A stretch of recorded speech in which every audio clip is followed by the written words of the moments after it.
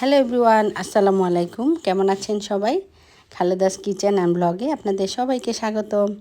আমি আজকে কলার মোচা রান্না করছি, আর এই পুরো প্রণালীটি আমি আপনাদের সঙ্গে শেয়ার করছি। এখানে এটা হচ্ছে একটা কলার মোচা, আমরা চাঁদপুরের এলাকায় বলি কলার থোর। তো আমি প্রথমে বাজার থেকে একটা কলার থোর কিনে আনলাম, এনে এর ভিতর থেকে এভাবে ফুলগুলো বের করে নিলাম। এরপর যেগুলো দরকার নাই সেগুলো ফেলে দিয়ে ভালোভাবে পরিষ্কার করে নিচ্ছি। আর এই কলার মোচা পরিষ্কার করা একটু কষ্ট, ভিতরে একটা শক্ত আবরণ থাকে, সেটা ফেলে দিতে হয়। আর মাথায় একটা ময়লার মতো থাকে, এই দুইটা ফেলে দিলে পুরো অংশই নেওয়া যায় এই ফুলগুলো।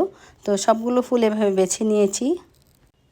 এভাবে বেছে নেওয়ার পর আমি একটু পানিতে ভিজিয়ে রাখলাম। ভিজিয়ে রেখে কালো ধরনের একটা ময়লা বের হয়, কলার যে কোনো কিছু কাটলে একটু কালচে বর্ণ হয়ে যায়, সেই জন্য পানিতে ভালো করে কয়েকবার ধুয়ে নিয়েছি এবং চুলায় সিদ্ধ দিলাম। সিদ্ধ দেওয়ার সময় সামান্য একটু হলুদ দিলাম যাতে কালচে বর্ণটা একটু কম লাগে।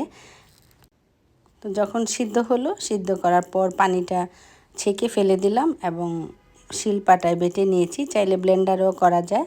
তারপর চুলায় একটা প্যান বসালাম, প্যান বসিয়ে আরেকটা পাত্রে টমেটো কুচি করে নিলাম, রসুন কুচি, পেঁয়াজ কুচি আর কাঁচামরিচ কুচি। আর একটা প্যানে তেল দিলাম আর পেঁয়াজ রসুন কাঁচামরিচ দিলাম, আর সঙ্গে দিয়ে দিলাম 1 চামচ কালো জিরা। অনেক সময় জিরাও দেই, আমি আজকে কালো জিরে দিলাম। আর এখন টমেটোর সিজন, আমি মনে করি টমেটো ছাড়া মনে হয় আমার চলেই না, আমার অনেক পছন্দ, সব কিছুতেই আমি টমেটো দিই। তারপর এখানে দিয়ে দিলাম টমেটো কুচি 2টা, দিয়ে বাটা কলার থোর এভাবে ঢেলে দিলাম। ঢেলে দিয়ে ভালোভাবে নাড়াচাড়া করে দিচ্ছি। তো ভালোভাবে মিশাচ্ছি কালো জিরা মশলা রসুন। তারপর দিয়ে দিলাম লবণ। লবণের পর আমি দিলাম আবার একটু শুকনো মরিচের গুঁড়ো। এটার মধ্যে আমি আর হলুদ ব্যবহার করিনি, যেহেতু সিদ্ধর সময় হলুদ দিয়েছি সেই জন্য আর হলুদ দেইনি। তো এভাবে ভালোভাবে মিশিয়ে নিচ্ছি। এখন চুলার আঁচটা একটু কমিয়ে দিব, মিডিয়ামের চেয়ে আরেকটু স্লো রেখে আস্তে আস্তে ডিম আঁচে এটা রান্না করছি। এর সঙ্গে চিংড়ি মাছ দিলে আরেকটু মুখরোচক হবে।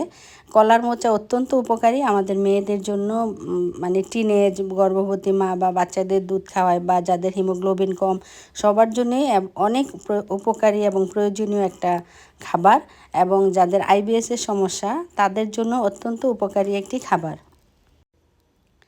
তো রান্নাটা প্রায় শেষের দিকে, এখন কয়েকটা কাঁচামরিচ দিলাম ঘ্রাণ হওয়ার জন্য, সঙ্গে একটু ধনেপাতাও দিলাম। তো এভাবে রান্নাটা প্রায় শেষ হয়ে গেল। এখন একটি সার্ভিং ডিশে ঢেলে নিয়েছি। আশা করি আপনারাও এভাবে রান্না করে খাবেন। ভালো থাকবেন সবাই।